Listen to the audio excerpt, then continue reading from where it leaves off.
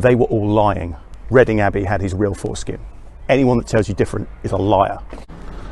Good morning, guys. My question to you today is, have you ever committed a sin? Now, what do I mean by a sin? Have you ever done something wrong in the eyes of the church? Because on the street I'm walking down, if there wasn't a COVID epidemic going on, you probably would be. I'm on a street called Friar Street, which in normal times on a Friday night is full of people drinking, meeting people with the hope of perhaps taking them home to bed. That's the kind of street it is. Welcome to episode 2 of Reading's history, English history through Reading. So, what does it mean to commit a sin in the Middle Ages, in the Middle Ages of England, in the eyes of the Roman Catholic Church? Well, it's actually surprisingly easy. If you ever looked at a lot of food, like a whole bag, perhaps a multi-pack of crisps, and gone, I want to eat them all and consume them all in one sitting, you've committed the sin of gluttony. If you were to walk down the street and see a beautiful person and think, oh, I'd like to jump into bed with them, you're committing the sin of lust. It's quite an easy thing to do. You think, oh, well, that's not a problem. I'll just get married, that's fine. I won't commit any sins anymore because I'll be married to the person. Well, that's still easy to commit a sin, because according to the Roman Catholic Church in those days, there's many days a year that you weren't allowed to engage in sexual relations on. For example, Sundays, holy days, Lent, saints' days. In fact, they reckon there was some historians have calculated it's only between 40 and 50 days a year where you actually were allowed to have sex. And that's what we're talking about today, because today we're going to be looking at one man's quest to atone for his sins. We're going to be looking at the history of Reading Abbey, one of the gates of which you see behind me here. This church, St. Lawrence's in Reading, is one of the gateways to Reading Abbey. Let's go and have a look.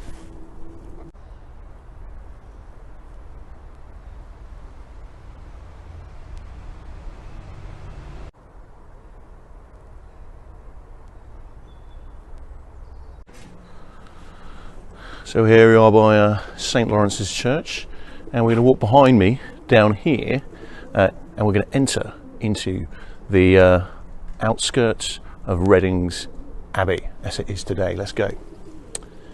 So we're going to start off our little tour of the Abbey by talking about one man.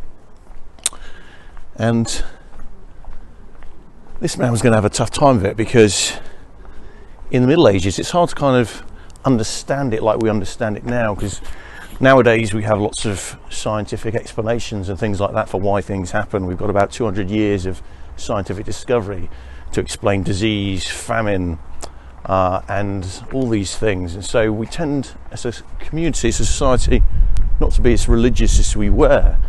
But in the Middle Ages, pretty much everyone in Europe was religious and believed in it. Not all of them were Christian, but most of them were. Most of them were members of the Roman Catholic Church. And it's hard for us to imagine today, but they believed in God. They believed in God and the devil. They believed in heaven and hell. They believed in it like you and I believe in day and night. They believed in it, or they believed in day and night. They believed in heaven and hell like they believed that summer and winter existed as seasons. And with this in mind, like today, people live their lives trying to be happy or be rich or be powerful or be successful, or find the love of their life like they do now. But they also had one other big aim, and that was to get into heaven and to avoid getting into hell. And one man in the Middle Ages had a real problem with this, because he was pretty sure he and his family were going to hell. His father had killed possibly up to 100,000 people in a genocide in the north of England by killing them and starving them to death by induced famine.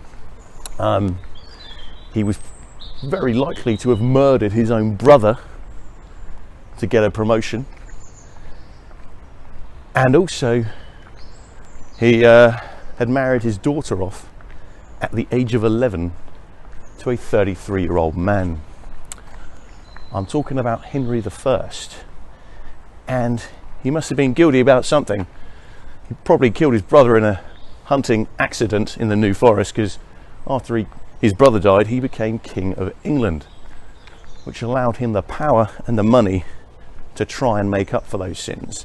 Now, how do you make up for your sins? Well, you could pray to God, but the thing is, in the medieval mind, if you're not a very holy person yourself, because you've possibly murdered your brother and your dad's murdered 100,000 people, and you know you've done lots of other bad things in your life, maybe God won't listen to your prayers. But what if you could get someone else to pray for you? Perhaps a very religious man who spends all his life being holy and dedicated to his religion. Surely his prayers for your soul will be more effective and more likely to get you into heaven. But why just stop at one man who's dedicated his life to religion and the church? Why not get 100 or 200 or 500 men to dedicate their lives to the church and religion and God?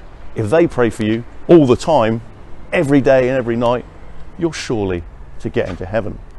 Well, how do you do this? Well, you pay for and set up an abbey, a large building where monks live who spend all day just praying for you. And here we have the ruins of it in Reading. The ruins of Reading Abbey, probably the most important part of Reading's history, and actually in many ways English history as well. Let's go have a look. So Henry needed to get into heaven, so he built his abbey and he founded it in 1121. But it took 200 years to build. You know, they didn't have any JCBs and cranes and things like that in those days, so it just took a lot longer to build things. But when the abbey was finished, it was a great place. It was one of the most important abbeys in Europe, and we'll get into why it was such an important European abbey later on when we talk about someone else. But initially Henry set it up, and it wasn't just about praying. Actually, that's what it was supposed to be about, but they did other things too as well. So remember I told you in the previous video, you might remember this, people that saw my video on the Vikings, that rivers were very important, and they're very important for the abbey too, because here you see the river Kennet, and all along here you had the abbey's wharves. So the abbey made its own money out of trading things and selling things as well, by taking things on and off these wharves and buying and selling them, because abbeys were not just religious centres, they were almost like businesses as well. In fact, the abbey had all the land around here. When Henry founded the abbey, he gave the land around the abbey to the abbey, and actually the abbey was like a lord, like a knight, in charge of all the people and the land around this area. And they actually were in charge of what is now Reading, and they founded the abbey. The abbey founded the town of Reading. Most of the important streets in Reading: Broad Street, the High Street where people do their shopping; Friar Street, the street we were on earlier where people do their drinking, their dancing and their seducing.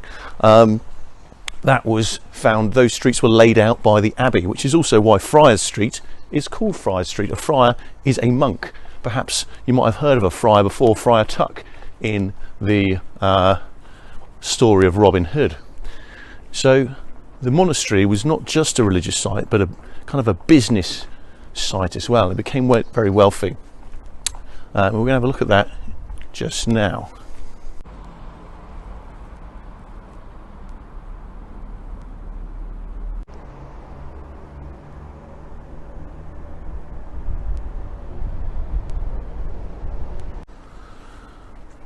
One of the many ways it became very wealthy was through not just owning land, but when you own land, you have peasants on that land who have to work for you for free. Not all week, but some of the week they have to work for you for free. And when they've grown food for you, grain, they give that to you, and you use that grain to make flour, which is then used to make bread, which you sell, and it's the most important thing in the country, food. And here is how the monks made extra money out of that, because by turning grain into flour, you needed a mill, a water mill. And what you see behind us here, behind me here, is the Holy Brook Spring. It's part of the River Kennet.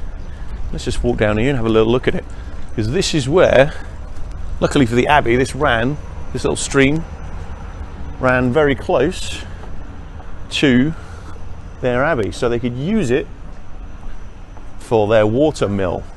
You put grain in one side of the water mill, the big stones of the mill grind it up and turn it into flour, which is even more valuable than grain. You can sell it directly to people and they can use it to make their bread. So here we have it, the Holy Brook, another way that the Abbey made money. Nice little learners, these Abbeys. Summer is a coming in, lude sing cuckoo. Grow it said and blow it med, and spring it wood anew. Sing cuckoo, you a bleateth after lamloth, after calf the coo. Bullock starteth back to verteth merry, sing cuckoo. Coo, coo, coo, coo, well sings thou cuckoo, o switch thee never knew. Summer is a coming in, summer is a coming in. Grow it said and blow it med, and spring it wood and blow it med, and sing it wood and new. You were bleateth after lamloth, you were bleateth after lamloth. Bullock started back to verteth merry, sing cuckoo, back to verteth merry, sing cuckoo. Well sings thou cuckoo, o switch thee never knew, o switch thee never knew. Because if you rub the car park long enough, and if somehow, they don't say how, but his foreskin, a very holy relic, ended up here at Reading Abbey.